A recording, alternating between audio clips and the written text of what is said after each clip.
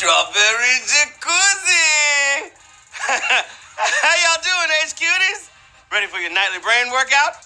This is your boy, Money Flippin' Matt Richards, the asker of the queries that come in a series where everybody wants the correct response, because if you call it, it can fatten your wallet. Woo! Yeah. All right, I hope your Tuesday wasn't too hot, okay? Because the Big Apple got baked pretty hard. I know my dogs, we was out in the pool. I put a little GoPro in the doggy pool. I'll post that later. But the Statue of Liberty was holding a popsicle around noon. Now it's just a stick. It's a burnt stick. Okay. That's a good reminder to stay hydrated and ventilated on hot summer days. Because that's how you make it to HQ time, babies. And I hope you know how that works. Okay? Everyone's smart enough to tap 12 correct answers to the questions that are moments away is walking off in triumph and claiming their share of the $5,000 prize that's up tonight.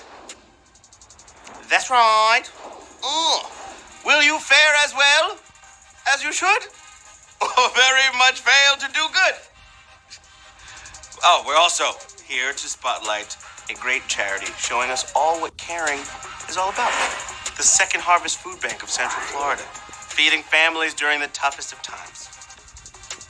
As part of the Feeding America Hunger Relief Organization, Second Harvest secures and distributes food and grocery products to over 500 nonprofit feeding programs in Central Florida, totaling enough to feed 58,000 people a day. Last year, they distributed enough food for 63 million meals to soup kitchens, women's shelters, senior centers, daycare centers, and kids' cafes. They got kids cafes? Will they drink a little baby macchiato? Okay. They also help economically pressed adults with food service and life skill-based training. And we love that here. So HQ is doing its part by matching our prize money with a $5,000 donation to Second Harvest of Central Florida. Actually, here's a message from their event specialist, Veronica. She sent it to us. Take it away, girl. Hi, HQDs. My name is Veronica, and I'm the event specialist at Second Harvest Food Bank of Central Florida. Second Harvest Food Bank is driven to close the gap of unmet need in Central Florida in a variety of effective ways. Our mission is to create hope and nourish lives through a powerful hunger relief network while multiplying the generosity of a caring community. Please learn how we feed, hope, empower, nourish, and engage our community at www.feedhopenow.org. Thank you so much, Veronica. And she's right. You can go to feedhopenow.org to learn more and, of course, help them out if you can, you know? Yeah. Hey, don't forget, tomorrow is movie night on HQ. And Anna Roisman, she's going to be in the house, hitting you with questions about summer blockbusters. If you ever watch a summer blockbuster, you got an edge in this special game. That's the usual time tomorrow night, 9 p.m. Eastern Time, hosted by none other than Anna Roisman. Oh, yeah. Now, who's ready to weigh anchor and sail out into the Atlantic Ocean? Woo! I've been looking forward to skippering this voyage all day. So let's gather our wits and get to it. I hope you've been reading up on everything and anything and everything, because it looks like another rough one. But take a deep breath. Remember common sense. Seems not so common these days, but you got some. Let the answers come to you.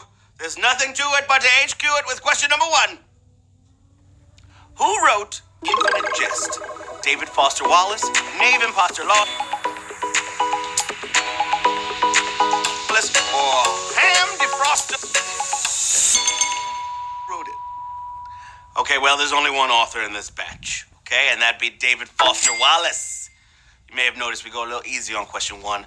Don't let your guard down, all right? 66,925 players got it right. David Foster Wallace! Question number 2. Yes. Here we go. In which nation have the most popes been born? Nigeria, Italy, or Turkmenistan? A little extra time for you there. Pick your answer, baby. All right, you got it? Good. Hope so. There's a strong European trend in the history of the job, okay? Especially from the nation that surrounds Vatican City, Italy. Duh. It's a very European job. We only recently got our first South American pope in 2,000 years. Like, very, very recently. tell you in a little bit. 66,308. You lowered the level down. Then, remember you. Yeah. All right, here we go. Where do peanuts grow? On a bush, on a tree, or underground? Even if you have an allergy, you should know this. That way you know where to avoid. All right, that next bag of peanuts you buy has been thoroughly rinsed off because they come out of the dirt. 55,550 got it right. It's too bad, because I personally would love a peanut vine, just climbing up the side of the crib so I can just reach out the window and grab little peanuts. I hate peanuts so much. But, just to grab them, throw them for the squirrels. For the squirrels. Question number 4, knocking on your door. Eventually, he's just walking up the driveway right now. Here it comes. Oh boy. I know y'all ready. I'm ready. I just gotta go Pro, so I'm trying to learn how to use it to that horrible. Question number 4 has arrived at your door. Here it is. Are you ready? I'm ready. Woo! What is the study or collection of money called? Huh? Is it horology, numismatics, or philately? Now you can answer. It's okay. Stuff happens sometimes, all right? You know what it is? I think it's because I was playing Pokemon Go on the iPad earlier, and I think, I should have disconnected it. That's my bad. Okay, did you guys all answer your question 4? Hope so. All right, there are a couple of common hobbies here, but the money hobby is numismatics. Horology is the weird one. That's the study of clocks or just time. 47,737.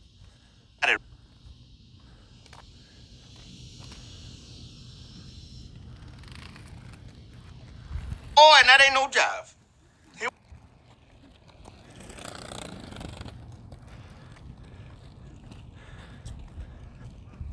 Man, this is decaf coffee for the children? I guess, I don't know. Question number 5, here we go.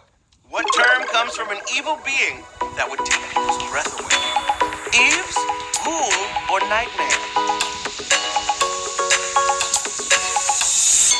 It's an evil being that used to take people's breath away. All right, back when lots of people were superstitious and speaking Middle English, they thought there was a kind of spirit called a mare. And nightmares attacked in your sleep. Ghoul sounds even cooler. It was a desert demon. Oh my gosh! That's a savage question. Yeah, so a ghoul is a desert demon that robs graves. Historically.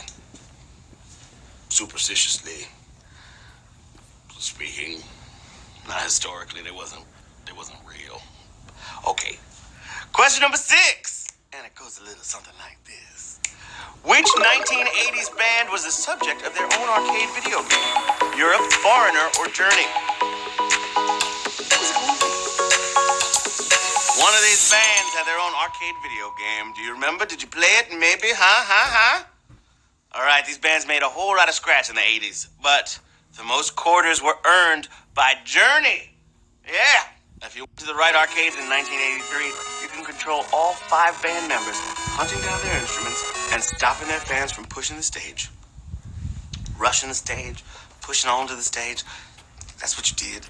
18,496 in the mix. Yeah. All right, y'all ready for the next cue? Let's make it do what it do. Question number 7. Here we go. What inventor, rather ironically, did work in educating the deaf? Thomas Edison, Alexander Graham Bell, or Guglielmo Marconi?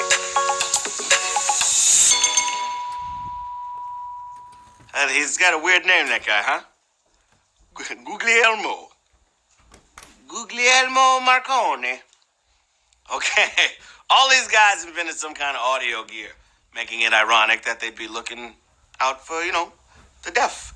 And the answer is the telephone's inventor, Alexander Graham Bell. Alex's work is controversial today, including his opposition to sign language. 17,590 got it right. Alexander Graham Bell started doing work educating the deaf. Oh boy. All right, here we go, babies. Question number 8. Hope you're feeling great. Nate, my number. Oh yeah, I left my mug. That's what I was missing. I felt lighter when I walked in. That's because of my mug and because I'm not wearing any pants. Here we go, Q8. How is Canadian checkers different from the U.S. version? End of game. Number of players or size of board? So that was totally a JK. All right, the Canadian version of this game is a lot like the country itself because their 144 square checkerboard has more real estate, but unlike the U.S., it's also more populated with 30 pieces to a side. So the size of board is how Canadian checkers is a little different. 11,605, you knew that. At question number 8, 4 more questions until the jackpot. Are y'all ready for this?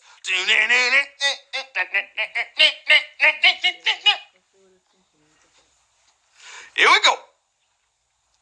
Q9. Which geological period first saw the dinosaurs? Cambrian, Cretaceous, or Triassic?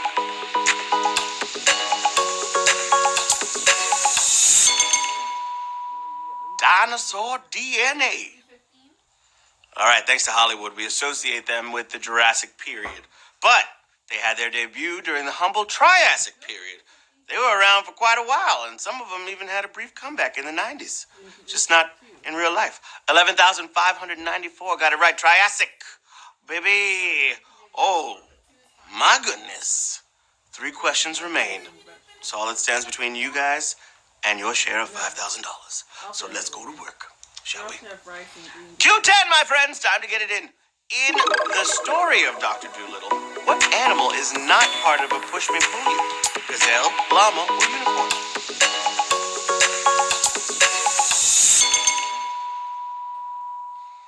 All right, it's important to know that the story of Dr. Dolittle was the original 1920 book, and it described the creature as a gazelle-unicorn hybrid. Adaptations of the book have often used llamas as the push-me-pull-you. Save the llama for your mama.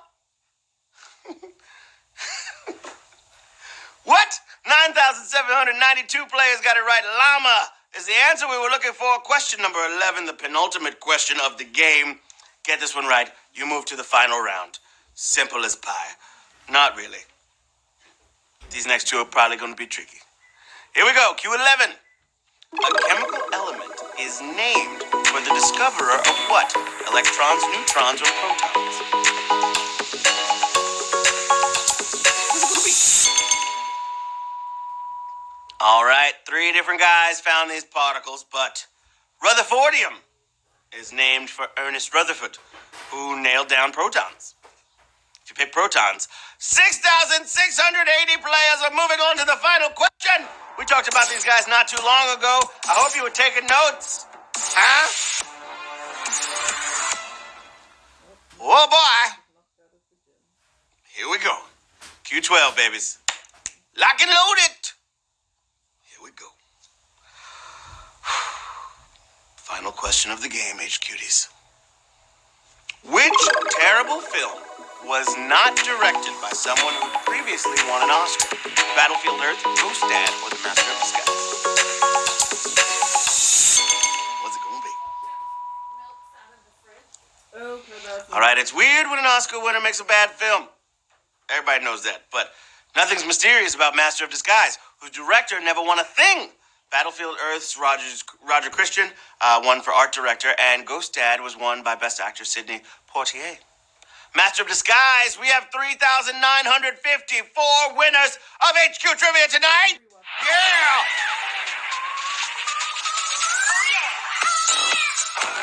Congratulations! Look at that, we're in and out of here before 9:20. Where else do you get this much excitement? I don't know.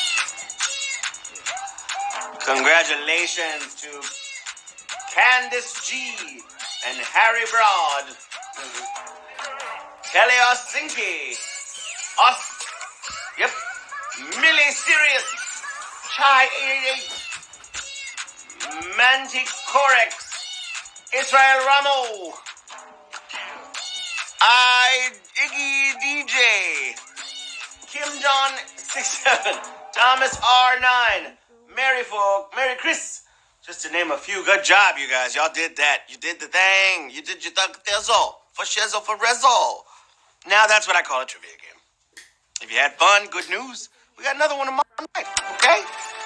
That'll be our weekly movie trivia edition, hosted by my girl, Anna Roisman, and with the special topic of summer blockbusters. Sounds fun to me. I hope you remember that charity I told you about at the beginning of the game. Second Harvest Food Bank of Central Florida. They're at feedhopenow.org, and you can support them financially or volunteer if you're in Central Florida. Word. Until next time, which will be Thursday for me, this is Matt Richards saying, I got a pair of golf shoes. They don't have the little spikes at the bottom, but there's a hole in one. Huh? Huh?